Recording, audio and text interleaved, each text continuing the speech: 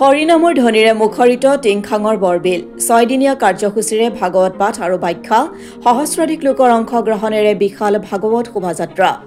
জাতি ধৰ্ম বৰ্ণ ভাষা নিৰ্বিশেষে সমন্বয়ৰ বাৰ্তাৰে টিংখাঙৰ নাহৰপাৰা বৰবিলত আৰম্ভ হয় ভাগৱত পাঠ আৰু ব্যাখ্যা অনুষ্ঠান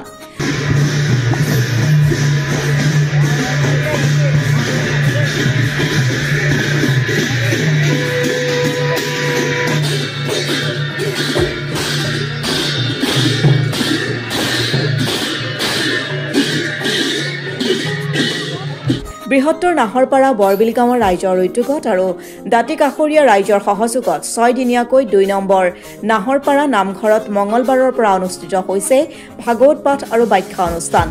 সহস্ৰাধিক লোকৰ অংশগ্ৰহণেৰে উলিওৱা হয় বিশাল ভাগৱত শোভাযাত্ৰা প্ৰায় 10 কিলোমিটাৰ পথ ভাগৱত লৈ পদযাত্ৰা কৰা হয় গায়ন বায়নৰ খোল তাল আৰু হৰিনামৰ ধ্বনিৰে ৰজন জনাই টিংখাঙৰ নাহৰপাৰা বৰবিল গাঁৱৰ আকাশ বতাহ বুধবাৰে ভাগৱত পাঠ আৰু ব্যাখ্যা অনুষ্ঠানৰ উদ্বোধন কৰিব শ্ৰী শ্ৰী আউনিয়াতি সত্ৰৰ সত্ৰাধিকাৰ পীতাম্বৰ দেৱ গোস্বামীদেৱে আৰু আগন্তুক 6 দিনৰ বাবে হৰিনামৰ অমৃত বাণীৰে মুখৰিত হ'ব নাহৰপাৰা বৰবিল আজি নৱপ্ৰজন্মক আধ্যাত্মিক দিশত অনুপ্ৰাণিত কৰাৰ লগতে ভক্তিভাৱত বিলীন কৰি সমাজখন সুস্থিৰ কৰি ৰখাৰ উদ্দেশ্যে এই ভাগৱত পাঠ আৰু ব্যাখ্যা অনুষ্ঠানৰ আয়োজন কৰা হৈছে বুলি উল্লেখ কৰে উদ্যোক্তাই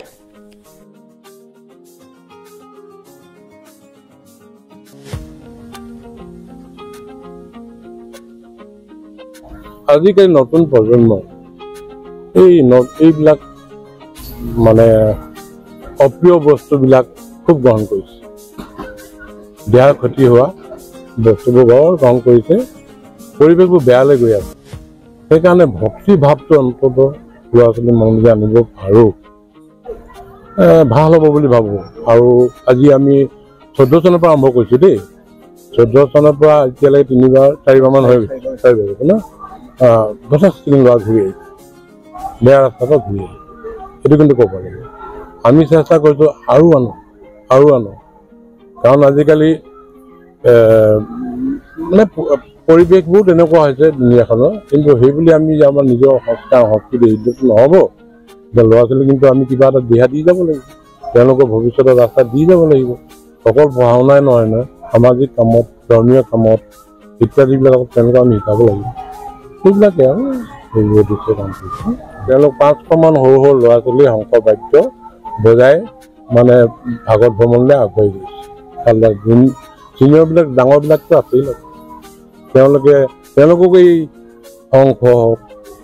তাৰপৰা তোমাৰ তাল হওক দবা হওক বজাবলৈ শিকাই গাঁৱৰ নিজৰ স্থানীয় মানুহখিনিতো আছেই তাৰোপৰি আমাৰ ওচৰতে নেপালী সম্প্ৰদায়ৰ তেওঁলোক আছে চাহ মজদুৰ আছে বিহাৰী সম্প্ৰদায়ৰ আছে এই মানে যিমান আশে পাশে মানে আমাৰ সম্প্ৰদায়ৰ উপৰিও অন্য জাতি জনগোষ্ঠীৰ মানুহ আছে খুব সহযোগ কৰিছে বিশেষকৈ আমাৰ নেপালী সম্প্ৰদায়ৰ মানুহখিনি আৰু আমাৰ এই চাহ জনগোষ্ঠীয় মানুহখিনি বৰ উৎসাহেৰে যোগ দিছে আৰু এটা কথা আমি কওঁ আমাৰ ভেদাভেদ নাই আমাৰ নামঘৰত সকলো সমান আমাৰ এটা মানে আগৰ ৰাজ্যন পুৰণিয়াকলীয়া কথা আছিল যে নাই এইটো নামঘৰত সোমাব নাপায় এইজন কিবা অস্পৃশ্য সেইবিলাক আমি আঁতৰাইছোঁ তাত সেইটো একেবাৰে নাইকিয়াকৈ সকলোৱে সমানে নামঘৰত সোমাই হৰিনাম ল'ব পাৰে সেৱা কৰিব পাৰে সেইটো আমি কৰি আছোঁ বৃহত্তৰ নাহৰপাৰা বৰবিল বাকী ৰাইজৰ উদ্যোগত তথা ইয়াত দাঁতি কাষৰীয়া ৰাইজৰ সহযোগত যি 6 দিনীয়া ভাগৱত পাঠ আৰু ব্যাখ্যা অনুষ্ঠান ভাগি আয়োজন কৰা হৈছে প্ৰথম দিন হিচাপে আমাৰ ভাগৱত ভ্ৰমণ কাৰ্যসূচী ইতিমধ্যে সমাপ্ত হৈ আমাৰ হৰি মন্দিৰত প্ৰৱেশ কৰিছেহি প্ৰথমে আমি এই নামঘৰৰ পৰা পূব দিশত গৈ আমাৰ বৰনামঘৰ কাষেদি আহি নাহৰপাৰা বৰবিল গাঁৱৰ মাজেদি আপোনাৰ কেন্দুগুৰি গাঁও পঞ্চায়তৰ কাষেদি আহি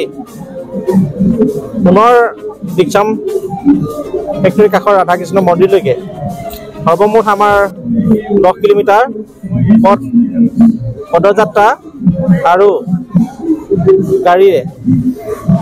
ভাগৱত ভ্ৰমণ কাৰ্যসূচী লোৱা হৈছে এই ভাগৱত ভ্ৰমণৰ উদ্দেশ্য আমাৰ এতিয়াই আমাৰ সমাজত যি উশৃংখল পৰিৱেশবিলাক সৃষ্টি হৈ আছে এই পৰিৱেশ যাতে এই আধ্যাত্মিক দিশেৰে আমাৰ যুৱচাম সচেতন হৈ যাতে সমাজখন সুন্দৰ আৰু শান্তিময় হওক আমাৰ তাৰে উদ্দেশ্যে আজি ভাগৱত ভ্ৰমণ কাৰ্যসূচী লোৱা হৈছে।